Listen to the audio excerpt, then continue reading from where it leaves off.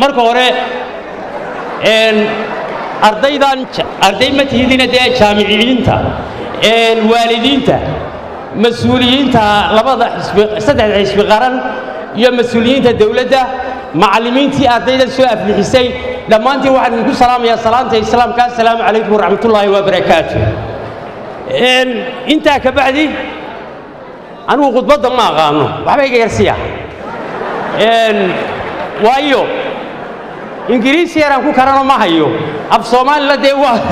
wuu iga khaldamayo waan isku yaacaa laakiin laba kelmadood baan odhanayaa marka hore waxbarashada somalilan meel wanaagsan bay maraysaa ardaydiinnan ama jaamiciyiintiinnan maanta soo qalin jabiyey ama horuu soo qalin jabiyeyna nasiib aad u badan baa leedihin laakiin waxaan idiin sheegayaa dadka intaasoo sanaa wax laydin soo barayey intaasoo sanaa wax baranayseen intaasaa laydinku soo tabcayey markaad jaamacad ka soo baxdeenna haddaad tidhaahdaan meel la geeya dee annagu ma hayno meelaannu idingeyno idinkaanu idinka baahna inaad wax xurisaan inaad fekertaan inaad hindistaan wax inaad wax soo saartaan adduunyada waxasi halkaa gaadhsiiyey waa jaamiciin idinkoo kale ah marka waxaa annaga noogu daran arday intuu jaamacadda ka soo baxay oo jaamici noqday haddana isa soo taagay oo gaari cad iyo xafiis iska doono meel ha lay geeyo xaggaanu ku geyna annagaa tegi lahayne meeshaanu ku geynayne waxa weeye idinkaa laydinka baahaya wax curin idinkaa laydinkii siyaasad soo bartow siyaasadda yadan gabowday ee imminka isku yaacday dee wax ka bedel oo kii wax caafimaad soo barto wax ka bedel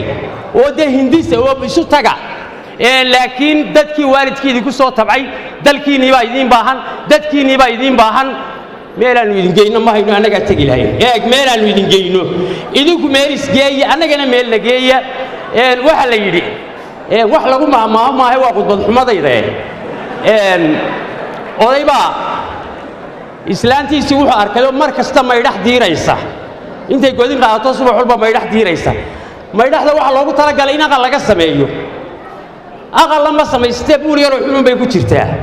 odaygii baa yaabay inta buu yidhi waar islaanta gabay wax ugu sheeg dadka gabyana muu ahayn wuxuu yidhi waar soo heblaayo goobkay fadhido guudka kama eegto waar miyay cuntaa maydhaxdii calalisaa meeday waxaanu leenahay waar miyaa cuntaa jaamacadana ha dhiganaysaa meeye wax soo saara annagu arday qurahoo soo baxay oo fekeray oo wax soo hindisay ma haynee wax hindisa oo fekera oo dadkiinni iyo dalkiinni baa idinku idiin baahan yahay cid waxba ha ka sugina idinkaan wax idinka sugno wasalaamu calaykum waraxmatullaahi wabarakaatu